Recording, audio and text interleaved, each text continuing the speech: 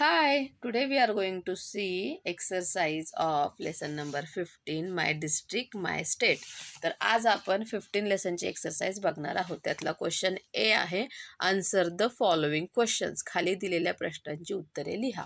तर first question आहे, which parts of Maharashtra grow oranges. आता प्रश्न काय आहे, तर महाराष्ट्रामधल्या कुठल्या भागामध्ये ऑरेंजेस पिकतात. ठीक आहे, ऑरेंज म्हणजे संत्री.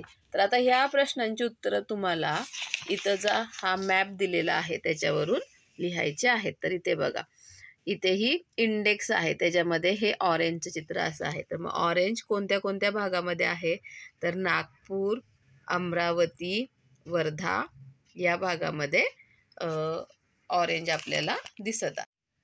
इथे यवतमाळमध्ये सुद्धा दिसत आहे, पण ते एकच ऑरेंज आहे, म्हणजे इथे कमी प्रमाणामध्ये ऑरेंजेस पिकतात. तर मेन कोणते आहेत पार्ट्स, तर अमरावती, वर्धा आणि नागपूर या 3 भागामध्ये जास्त प्रमाणात पिकलं जातं.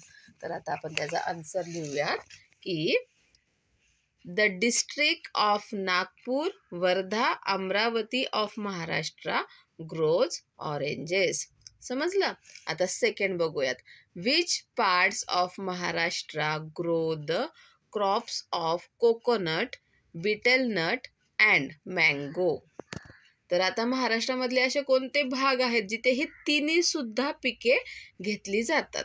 तर कोकोनट म्हणजे नारळ, बीटलनट म्हणजे सुपारी आणि मँगो म्हणजे आंबे. तर महाराष्ट्रामध्ये कोणत्या भागामध्ये ह्या तिन्ही सुद्धा गोष्टी आपल्याला दिसतात किंवा तिन्ही पिके येतात. तर आता इथे बघा, कोकोनटसाठी असं नारळाच्या झाडाचं चित्र आहे, दिसतंय तुम्हाला. त्यानंतर बीटलनट सुपारीसाठी असं चित्र आहे आणि मँगो तर आपल्याला माहीतच आहे, मँगोचं चित्र.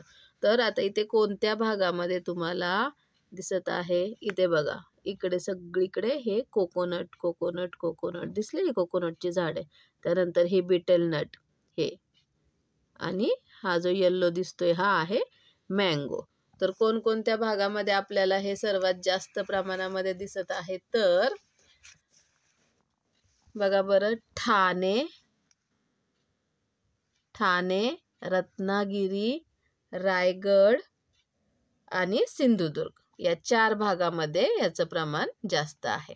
तर मग आन्सर लिहूयात, the district of Thane, Ratnagiri, Raigad and Sindhudurg of Maharashtra grow the crops of coconut, betelnut and mango. Mention the dialects of Marathi spoken in your locality. म्हणजे काय, तर डायलेक्ट्स म्हणजे बोली, म्हणजे मराठीचीच वेगळी बोलीभाषा असणारे तुमच्या आजूबाजूला कोणते लोक राहतात ते. म्हणजे फक्त प्रॉपर मराठी नाही, जसं की आता कोकणी मराठी, कोकणी लोकांची मराठी भाषा वेगळी असते बघा. अहिरणी म्हणजे खानदेश, जे धुळे, जळगाव या साईडला लोक राहतात की नाही, त्यांची अहिरणी भाषा असते. किंवा वराडी, हे सगळे मराठी भाषाच असते, फक्त त्याच्यामध्ये थोडा वेगळ्या पद्धतीने ती बोलली जाते, त्याला म्हणतात डायलेक्ट्स ऑफ मराठी. जसं की परत सातारी लोकांची वेगळी भाषा आहे, कोल्हापुरी लोकांची मराठी वेगळी भाषा आहे. तर तसे तुमच्या आजूबाजूला कोणती भाषा बोलणारे लोक राहतात ते तिथं लिहायचं आहे. तर मी माझ्या साईडला हे असे 3 प्रकारचे माणसं आहेत, 3 प्रकारचे लोक राहतात, तर ते इथं लिहिलेले आहेत. ठीक आहे. आता fourth, which river in eastern Maharashtra flows from the north to the south. तर नॉर्थ म्हणजे उत्तरेकडून साऊथकडे, दक्षिणेकडे वाहणारी ईस्टर्न महाराष्ट्र. ईस्ट म्हणजे काय आला, पूर्व महाराष्ट्रामधली कोणती नदी आहे जी उत्तरेकडून दक्षिणेकडे वाहत आहे. तर त्याचं उत्तर असं आहे, Wainganga is the river in eastern Maharashtra flows from the north to the south. तर वैनगंगा ही नदी पूर्व महाराष्ट्रामधील नदी जी आहे ती उत्तरेकडून दक्षिणेकडे वाहते. Fifth, which districts in the state grow jowar.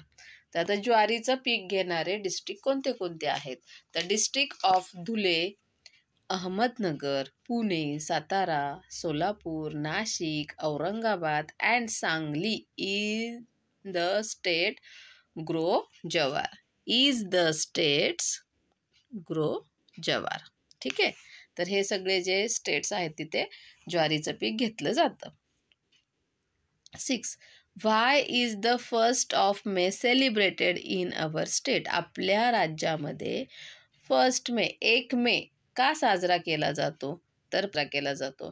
The 1st may is celebrated as Maharashtra day as Maharashtra state is form on 1st मे 1960. महाराष्ट्र राज्याची जी स्थापना आहे ती 1 मे 1960मध्ये झाली आणि म्हणून त्या दिवसाला 1 मेला महाराष्ट्र दिन किंवा महाराष्ट्र दिवस असं म्हणून ओळखलं जातं. ठीक आहे. आता ह्या झाला ए. आता आपण बी बघूया. तर बी क्वेश्चन काय आहे तर draw a picture of your favourite festival.